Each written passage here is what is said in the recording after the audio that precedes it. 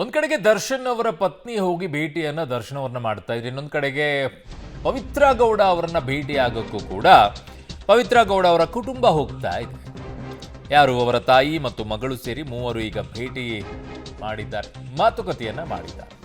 ಆ ಕಡೆಗೆ ವಿಜಯಲಕ್ಷ್ಮಿ ಅವರು ಸತತವಾಗಿ ಹೋಗಿ ದರ್ಶನ್ ಅವ್ರನ್ನ ಭೇಟಿ ಆಗ್ತಾ ಇರೋದು. ಈ ಕಡೆಗೆ ಪವಿತ್ರ ಗೌಡ ಅವರನ್ನು ಕೂಡ ಅವರ ಕುಟುಂಬದವರು ಹೋಗಿ ಭೇಟಿ ಆಗ್ತಾ ಇದ್ದಾರೆ. ತಾಯಿ ಮತ್ತು ಮಗಳು ಹೋಗಿ ಮೂವರು ಭೇಟಿಯನ್ನ ಆಗಿರೋದು. ಈ ಕಡೆಗೆ ಅಲ್ಲೂ ಕೂಡ ಒಂದಿಷ್ಟು ಮಾತುಕತೆ, ಧೈರ್ಯ ತುಂಬುವಂಥ ಕೆಲಸವನ್ನು ಇಲ್ಲೂ ಕೂಡ ಮಾಡ್ತಾ ಇದ್ದಾರೆ. ಪವಿತ್ರ ಗೌಡಗೆ ಧೈರ್ಯವನ್ನು ತುಂಬುವಂಥ ಕೆಲಸ. ಸೊ ಎರಡೂ ಕಡೆಯಿಂದಲೂ ಕೂಡ ನಿರಂತರವಾಗಿ ನಡೀತಾ ಇದೆ. ಆ ಕಡೆಗೆ ದೇವಸ್ಥಾನಗಳನ್ನೆಲ್ಲ ಸುತ್ತಾಡಿ ಅಲ್ಲಿಂದ ಬಂದು ವಿಜಯಲಕ್ಷ್ಮಿ ಅವ್ರ ಪ್ರಸಾದವನ್ನೆಲ್ಲ ದರ್ಶನ ಅವ್ರಿಗೆ ಕೊಡ್ತಾ ಇದ್ದಾರೆ. ಈ ಕಡೆಗೆ ಪವಿತ್ರ ಗೌಡ ಅವ್ರ ಕುಟುಂಬ ಏನು ಮಾಡ್ತಾ ಇದೆ ಗೊತ್ತಿಲ್ಲ, ಆದರೆ ಭೇಟಿ ಅಂತೂ ಆಗ್ತಾ ಇದ್ದಾರೆ. ಅವರ ತಾಯಿ ಮತ್ತು ಮಗಳು ಹೋಗಿ ಭೇಟಿಯನ್ನು ಆಗಿ ಬರ್ತಾ ಇದ್ದಾರೆ. ಸೊ ಅವರು ಕೂಡ ವಾರಕ್ಕೊಂದು ಸಲ ಹೋಗಿ ಭೇಟಿಯಾಗಿ ಬರ್ತಾ ಇದ್ದಾರೆ, ಏನಾಗಿದೆ ಏನಿಲ್ಲ ಅಂತ ಹೇಳಿ.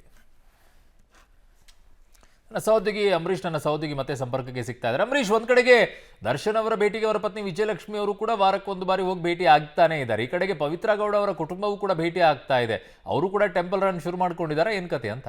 ಅರುಣ್, ರೇಣುಕಾಸ್ವಾಮಿ ಕೊಲೆ ಪ್ರಕರಣದಲ್ಲಿ ಹೇವನ್ನ ಆರೋಪಿಯಾಗಿರುವಂತಹ ಪವಿತ್ರ ಗೌಡವನ್ನು ಸಹ ಪರತ್ನಗರದ ಜೈಲಲ್ಲಿರೋದ್ರಿಂದ ಅವರ ಕುಟುಂಬದವರು ಸಹ ಪ್ರತಿ ಸೋಮವಾರ ಮತ್ತು ಶುಕ್ರವಾರ ಎರಡು ದಿನ ವಾರದಲ್ಲಿ ಎರಡು ಭೇಟಿ ಇದೆ. ಹಾಗಾಗಿ ಎರಡೂ ಸಹ ಸಂಪೂರ್ಣವಾಗಿ ಪವಿತ್ರ ಗೌಡ ಭೇಟಿ ಮಾಡ್ತಾರೆ. ಹಾಗಾಗಿ ಅವ್ರ ತಾಯಿ ಇರ್ಬೋದು ಶೋಭಾ ಮತ್ತು ಅವರ ಸೋದರ ಮತ್ತು ಏನು ಪವಿತ್ರ ಗೌಡ ಅವರ ಮಗಳನ್ನ ಕರ್ಕೊಂಡ್ ಬರ್ತಾರೆ. ಆದ್ರೆ ಇವತ್ತು ಮಗಳನ್ನ ಕರ್ಕೊಂಡ್ ಬಂದಿಲ್ಲ. ಶೋಭಾ ಅವರ ತಂಗಿ ಅಂದ್ರೆ ಚಿಕ್ಕಮ್ಮ, ಪವಿತ್ರ ಗೌಡರ ಚಿಕ್ಕಮ್ಮನ ಜೊತೆಲಿ ಈಗ ಪರತ್ನಗರದ ಜೈಲಿನ ಒಳಗಡೆ ಭೇಟಿಗಾಗಿ ಹೋಗಿರುವಂತದ್ದು.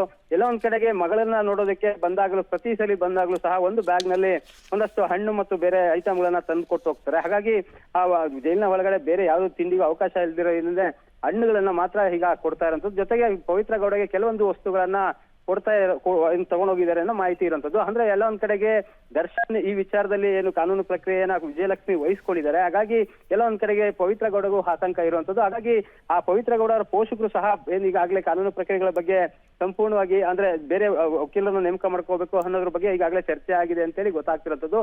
ಹಾಗಾಗಿ ಇವತ್ತು ಸಹ ಏನು ಪವಿತ್ರ ಗೌಡ ಅವರ ತಾಯಿ ಮತ್ತು ಅವರ ಆ ಕುಟುಂಬದವರು ಒಳಗಡೆ ಹೋಗಿದ್ದಾರೆ. ಅವರು ಸಹ ಮಾತುಕತೆ ಮುಗಿಸ್ಕೊಂಡು ಕೆಲವೊಂದು ಪ್ರಕ್ರಿಯೆಗಳನ್ನ ಮಾತಾಡ್ಕೊಂಡು ಬರುವ ಸಾಧ್ಯತೆ ಇರುವಂತದ್ದು. ಅರುಣ್.